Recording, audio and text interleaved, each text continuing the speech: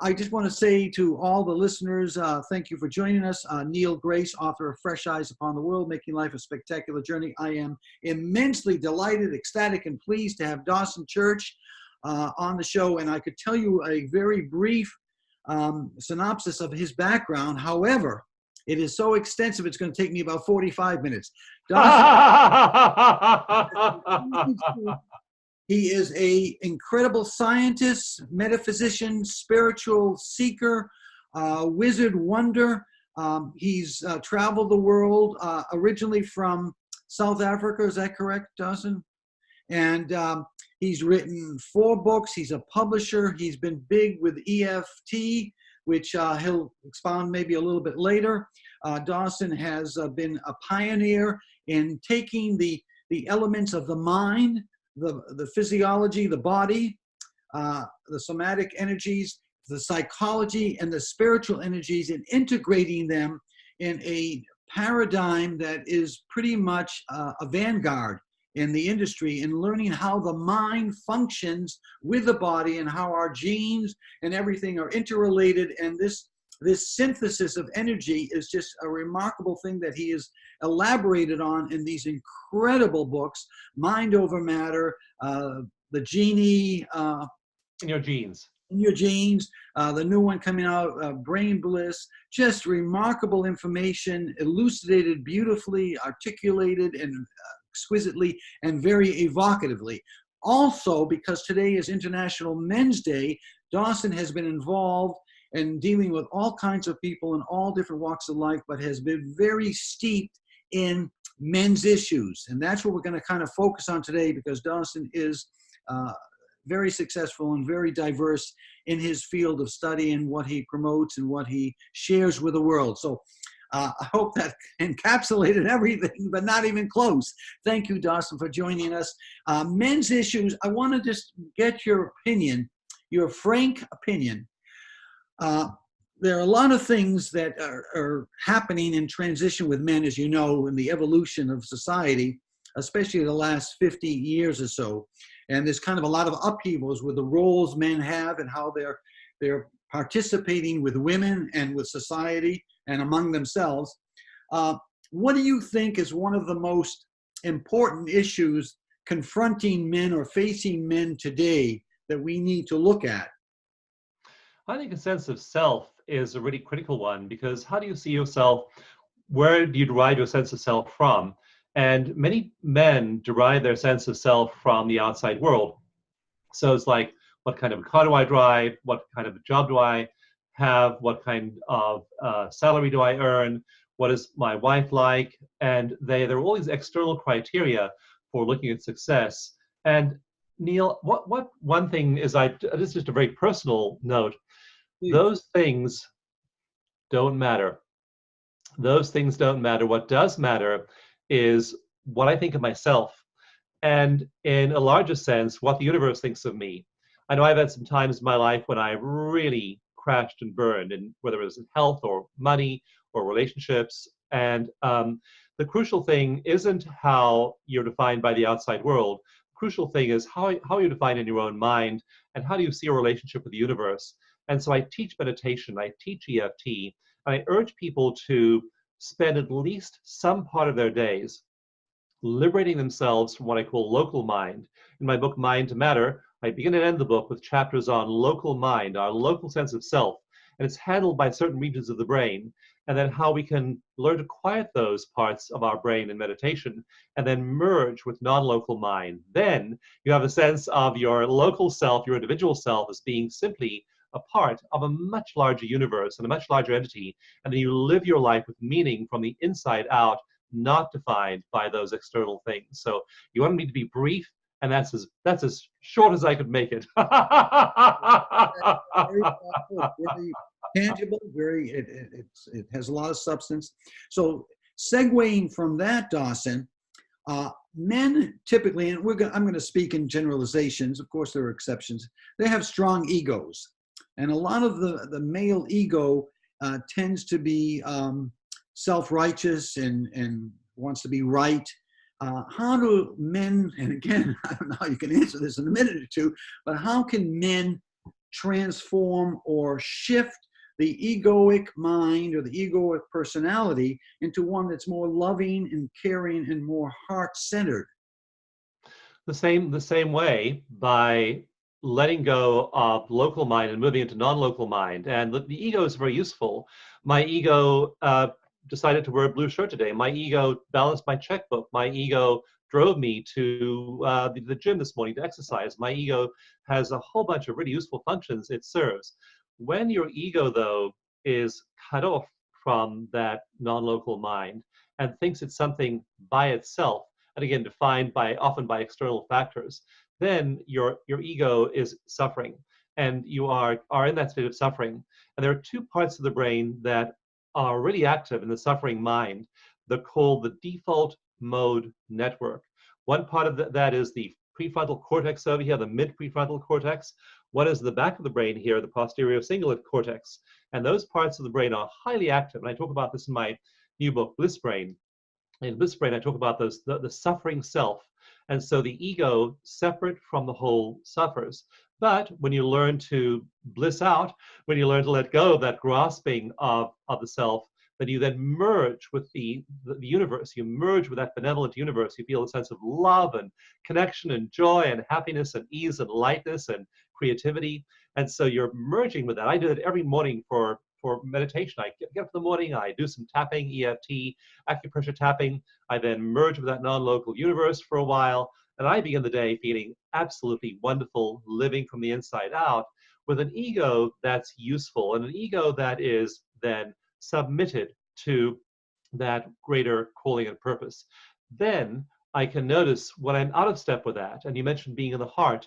So say, for example, I'm talking to people on my team. In fact, I was at one of my teams, had a meeting just before this, and I was getting impatient with one particular person there.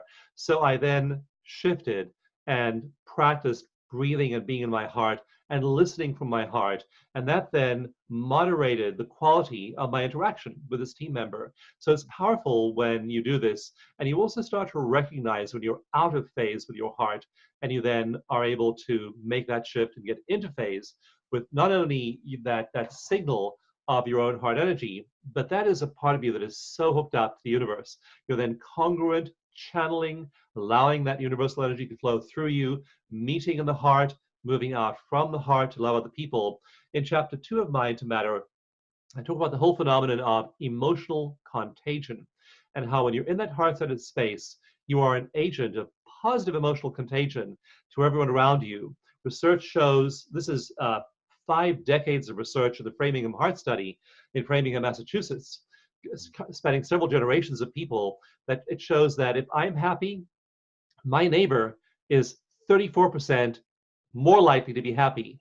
His neighbor, who I don't even know, is 15% more likely to be happy.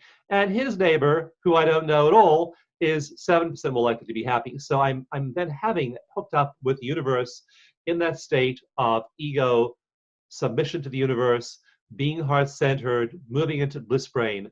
I then am an agent of positive emotional contagion to my whole world. And by being happy myself and by having an ego that's centered in that universal wisdom, I'm able to be this agent of positive emotional contagion and affect huge numbers of people all around me. Beautiful. That's incredible answer.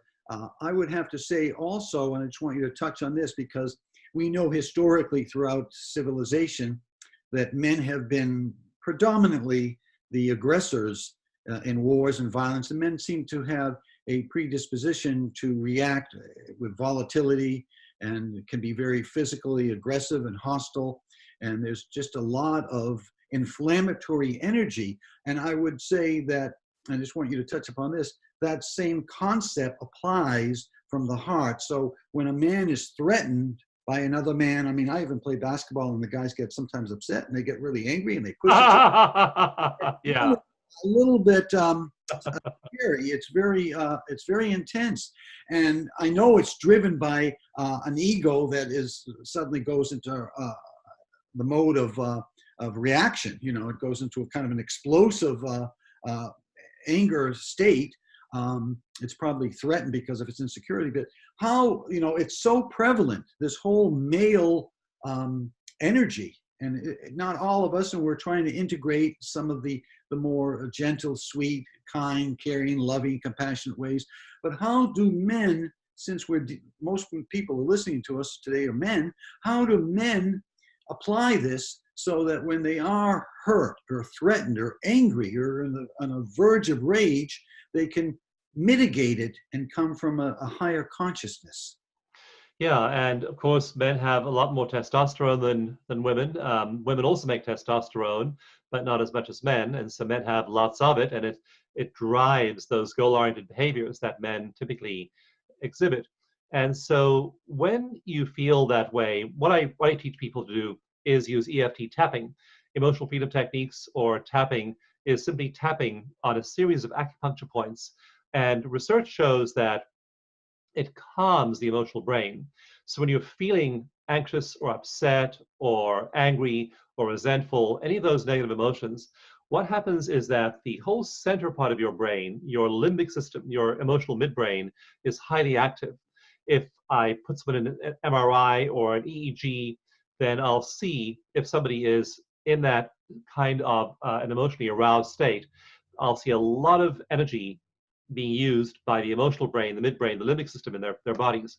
When they tap, all that energy calms down, and the whole limbic brain then regulates as well. In my book, Mind to Matter, I had the story of one man who was actually really type A personality, very aggressive. And in chapter 1, I tell this story. His name was Graham Phillips, and he is the host of a very popular TV show in Australia called Catalyst. And so he learned about mindfulness meditation. He'd heard it was a good thing to do. He thought he'd give it a try and went on an 8-week mindfulness course. But before he did that, he went into a university called Monash University with an advanced neuroimaging lab. And they gave him an extensive series of tests, including high-resolution MRI measurement of every single component of his brain. He then began to practice mindfulness, and he found after just 2 weeks, he was calmer, less road rage, less aggression toward his teammates. After 8 weeks, he went back into Monash. They put him under the MRI again. They gave him a whole huge battery of tests. They measured the size of each brain. Now, this is crucial because we have states, and that's how we feel temporarily. But then we have traits, and that's what we're hardwired to do. Like, I can be patient with my child or my parent, but if I have a trait of patience, that is a hardwired neurological fact inside my brain, not just a state. So what tapping, for example, EFT can do is I feel impatient, I feel angry, I feel agitated, I do this little bit of tapping, and then I calm down and I move from a state of agitation to a state of calm. That's a state, and it's really worth cultivating those states. But in Bliss Brain, in my new book, I show how those states practiced over time become traits, hardwired into your neural network. And so when Graham Phillips went into the lab for the second time, after 8 weeks of practicing these kinds of transformative technologies, what they found was that certain parts of his brain had grown by 3%, 4% in just 8 weeks. And the part of the brain that grew the most was a part of an emotional midbrain called the dentate gyrus. And it's a little sliver of tissue in the hippocampus with tentacles that reach out and touch and influence and regulate emotional regulation throughout the whole brain. So it's like this controller of emotional regulation. You regulate your emotions. So when you're annoyed, upset, you can then be calm. And so they measured his dentate gyrus. And Neil, this number is so spooky, crazy, weird, amazing that I'm getting chills just talking to you about it right this very moment. But in 8 weeks, practicing that state of calm, his dentate gyrus grew by 22.8%, almost a 25% enlargement of this important tissue that regulates emotions, 25% remodeling of this vital part of the brain in only 8 weeks. That's how quickly we're turning states to traits. So you learn to meditate, learn to tap. I have about 30 practices in my book, Mind to Matter, all of which calm you. And then you are that calm person. You aren't just feeling that calm feeling, You literally are a calm, compassionate, wise, and resilient human being. The software of your mind and consciousness has now become the hardware of your brain. Wow, incredible information. Thank you, Dawson. Uh, Turning away from more of a scientific energy and exchange, more into a social one for men. This is a question that I get a lot, and men are dealing with this and wrestling with this, and the changing identity they have with women. Women are certainly a major component to a man's life, or to most of our lives. And many men feel they have to compromise. The roles have shifted. Many men feel that the cultural dynamic or phenomena are forcing them to relinquish some of their power, or their what they feel is their innate energy, or their right to be dominant or be assertive. And they're now sharing the platform with women, and some of them are feeling significantly reduced their power. They cannot wield power, and they're learning to adjust to that, but some are struggling with that.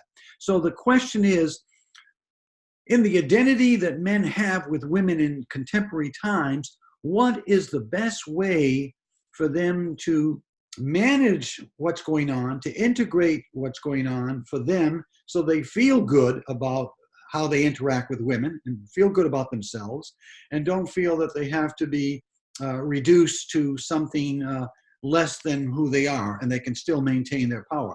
I know that's a big subject, and it's probably going to take days to answer it, but how do men move forward in this realm with these circumstances in a holistic, healthy, and successful way? It's not the simplest answer is it's not a zero-sum game. In a zero-sum game, there's a finite pie, and if that pie, for example, is power, you carve it up and you only have that amount of power. But power is not a zero-sum game. If I empower you, then both of us have greater power. Power is expansive, and so women gaining greater power is, for one thing, it's long overdue. For millennia, men and patriarchal societies dominated women and deprived them of power. And just think about, millions of years of women's being chattels of men's, women's virtual slavery to men, women having inferior legal rights, women having no political rights, no vote. It wasn't until 1898 that New Zealand, the very first country, gave women the vote, and it didn't even happen in the US until the 1930s. So, there was this rapid mind change in which women, so does women having equal political power mean men have less political power? No, it doesn't. Does women having more financial power mean men have less financial power? It doesn't. It's equally empowering. So if you have a team, if you have a family, if you have a marriage, then your partner feeling empowered is equally empowering for you. Just for example, my wife was agonizing over a year ago, last year, over whether to take an art class. And it was a 1 day a week commitment. And so every Tuesday, going and doing this art class the whole day. And so I just said, and she didn't, I mean, she talked about doing it for a long time without doing it. I said to her, darling, it'd be wonderful to do this. We can afford it. There's no problem with you taking that day off work. You'll love doing it. So I didn't, decide for her, but I definitely encouraged her to feel empowered around taking the art class. Now, for the last year and a half, the art class is a central part of her being. She's developed and bloomed as this wonderful artist. And so does her being empowered now as an artist, does that mean I'm less empowered as her husband? Not at all. I go to art openings, and I schlep the stuff there in there and out, and no one knows who I am, but I'm a best-selling author and run this big organization. I'm just the Sherpa, and that's wonderful to be that. So that's the big thing to bear in mind, is it's not either or. By empowering everyone in the world, we empower the whole. And it's really high time that we changed our collective mindset about all the remaining discrimination against minorities, against people of color, against any antagonism we have toward people of other countries or races, xenophobia, all of those things. Like when we were Neanderthals or Cro-Magnons or Denisonians fighting for scarce resources after the last ice age, sure, you had to just grab whatever you could to make sure your family and your tribe survived. We live in a world of plenty. Human lifespan has doubled since 1900. Human prosperity in the last 33 years has tripled. People are 3 times as wealthy today as they were in the 1980s. Global wealth has increased dramatically. And does that mean somebody else lost out? Not at all. We all win when others are empowered. So it's simply, if we believe that if women get more power, it means less power for men, it's not true. And it's worth adjusting that belief and then empowering everyone around us, our wives, our families, our parents, people on our teams. Let people be fully empowered. And as the human race, as humankind starts to develop its full potential in that way, then the whole world, in Bliss Brain, I have about 20 metrics I had to choose out of hundreds of studies, Neil. The world is steadily becoming a much more compassionate, much more just, much more wise, much more productive, much more loving place. We're in an unprecedented era of human thriving, and it's just getting going. It'll be accelerating. So there is no giving up power and having less. There's only empowering other people and everyone having more. Eloquently expressed, Dawson. I love that. And, I think also people forget that as we've evolved, you talked about Neanderthal and Cro-Magnon. I think we were actually fundamentally different. We're a different species now, too, genetically and every way, just like you said, culturally, our society. So we are coming toward a place of expansive consciousness, and also compassion that's imbued with kindness and inclusivity, and all this thing about racism and xenophobia, as you mentioned, they're really just a result of anger and fear that's unresolved. And we want to go into a direction of the light, into an expansive place, embrace people because we love ourselves and love humanity. I'll give you one statistic from Bliss Brain, Neil, one of many statistics that shows how human consciousness is changing dramatically, radically. So I have friends who are all worried about the election and politics and all of the, worried about, just all these, school shootings and climate change, and just, they have these long list of worries, and I tell them about all the ways which the world is improving. But one that I think is really important in terms of a barometer of changing consciousness is Google Analytics gives you data for searches, what terms people are searching for. And this is extremely revealing. So a group of scholars, and I talk about this at the end of my book, Bliss Brain, because Bliss Brain is all about achieving these elevated emotional states yourself. But then I, at the end of the book, move to what happens when millions of people are moving into Bliss Brain. Millions of people like Graham Phillips are building their dentate gyruses and having better emotional regulation, much happier lives. And so here's one statistic that is just absolutely stunning. And that is the number of Google searches every year for racist, misogynistic, and sexist terms. Now think about somebody searching for a racist term, a racial slur, for example, okay, on their computer. It's not a public act, it's a private act. I can't see you.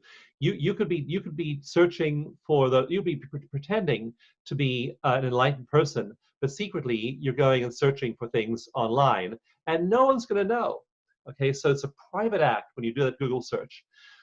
Google searches for racist, sexist, and misogynistic words, terms, in the last decade have dropped. Now, when I tell people this in my workshops, they're like, but what about all the, all the racial violence that I'm seeing and blah, blah, blah, blah, blah, Black Lives Matter. And it's like, all those things are true, but those are just news stories. They flash in and out. The big trend is what's happening. So I have students, in fact, you can do this as a little thought exercise now. So I told you that the searches for these terms are dropping, but just guess by how much they're dropping, how much they're changing over time in the last decade.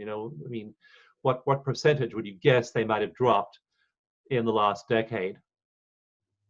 Oh, you're asking me? Just take your best guess. Take your best shot. Uh, they, how much they've dropped in a decade? A decade, yeah. 27%.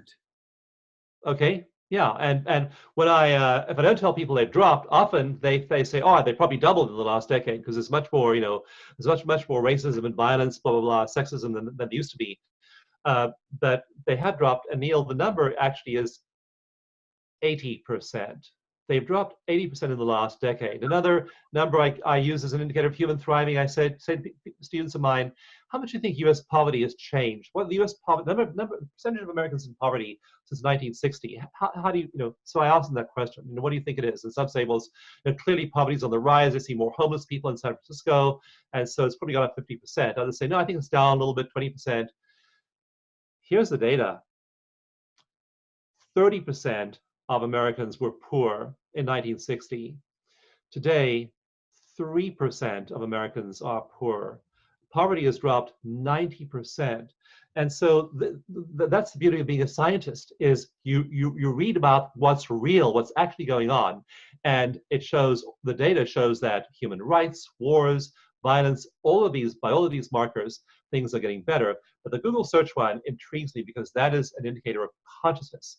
That is what people are thinking in their heads and in the privacy of their own minds. And it's showing that when it comes to all of this inequality, people are just not there anymore. And consciousness is changing in a massive way. And we're going to see that moving into the material world and society changing dramatically as a result. I love that attitude. I love that optimism. I love that encouragement. I love that reality.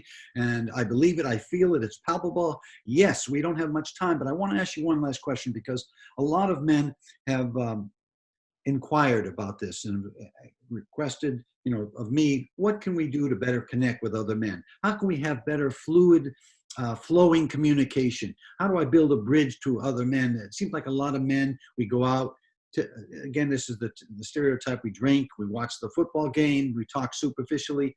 How do men get more immersed in what they're doing with other men in profound and loving and powerful ways that they can really become vulnerable with other men and share their truth and receive the other man's truth?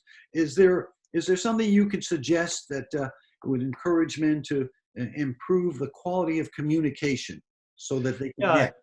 At the end of all my chapters in my books, I have action steps. I call them deepening practices or something like that. And there are things I recommend people do, take action on. And so at the end of each chapter, you'll see a little byline say, go to the website, get the deepening practices for this chapter, because people can do things proactively.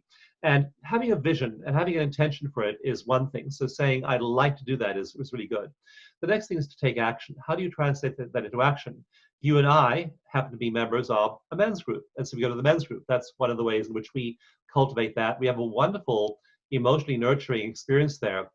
The first time I went there, Neil, I thought it would be just boring as dry toast to be with men for a weekend. And I was just absolutely shocked by how powerfully, emotionally bonding it was. So do proactive things. There are meetups, there are virtual classes, there are men's groups, there are masterminds. Do those things that'll bring you into proximity with other men, and then just practice staying in your heart with them. Practice listening, active listening, practice hearing their reality. Like in the men's group, there are men there whose reality is so different from mine that I actually have a hard time relating to it even. And I asked one guy about something to do with his wife and his family like 4 times, and he gave me the answer, and I just couldn't. I didn't get it. I didn't get it viscerally. I didn't get it in my body what he was really dealing with. But the active listening is powerful. So you go there, you put yourself in that, you take action, put yourself in that position, take action, and then stay in your heart and listen and receive. And that starts to attract wonderful interactions with other men to you. Also, if you're in a situation where you may be competitive, like I've been in several situations where there's kind of a competitive edge to the conversation. For example, where there are contract negotiations going on between different people, or in court with lawyers and clients jockeying for position. What I would do is I would do things like drop into my heart and say something really. I tell a story about my children. Now, suddenly, that changes the whole emotional tone of the time together. Then they'll share about their children. And suddenly, these people who were in this highly adversarial mode are now all talking about their children. So if you're wise, if you're in your heart, you can find ways of taking even those really unpromising competitive situations, and you change the emotional tone. Mind to Matter is all about changing energy. And in the book, I show that when you change the energy, that material things happen. The material world changes often dramatically. There are stories in there of people healing, having miraculous healings, even from stage 4 cancer, people who wound up manifesting $1 million in short order, people who wound up having dramatic changes in their relationship lives, people who did things with the physical world around them they never thought they could do. So my books are full of stories like this, and we can have the intention, take deliberate action, and then remain in our hearts, and we can connect with other people. We can change that whole dynamic to one of love, respect, caring, and nurturing. And once you've been around a bunch of nurturing men, it is an addictive experience you want to have again and again and again. That's incredible. Also, what I get from all of this is that there's so many intricacies and subtleties. However, if you take action, if you follow a discipline and you are diligent with what you do and you believe in it and you make you take the steps to make it happen, you take the action, there's incredible things that can happen. It can be very transformative. I mean, this is the thing about being aware in life. We have that potential to have this unlimited, this ceaseless a world in front of us, to become aware of it and to also become aware of the inner self. And between the two of them, we can be incredibly enriched and have a vibrant, exuberant, extraordinary experience called you. I mean, we're contained endlessly in this thing, in this body called you, until whatever happens after the physical body goes. I mean, so it's an incredible exploration and incredible journey. And I just want you to know that I'm so glad that you came on this show. And I encourage people to read your books, to watch you on the podcasts, on Instagram, on Twitter. I think you're everywhere, aren't you? I mean, you're floating in the Pretty universe. much, yeah. You're going, Yeah. because you have your whole mission, your purpose, I see you, is helping to not only educate people about these things, which are so enlightening and so life transforming, but you're bringing a sense of joy and bliss to people, in a sense of just touching them without being a scholar, even though you are a scholar. You're touching their lives in such a way, so poignantly, that they are being emancipated from the darkness of where they once came from, or the shadows that might be still lingering in their lives. So I thank you profoundly and effusively, Dawson Church, for your contribution today, and I look forward to further exchanges with you. So Thanks, Neil. Well, we can all be much happier than we are. That's why my research shows me is that we often are settling for a tiny little bit of happiness when there's an unlimited supply of it out there for us, unlimited love, unlimited abundance, unlimited joy. And I just so love seeing people step into that and experience that in their lives and live those lives they're meant to live, expressing that full potential. So thank you so much for the way you're facilitating men considering this and stepping into that. Thank you. Thank you. Bless you. And we will talk soon. So appreciate. Yes, yes. Thank you.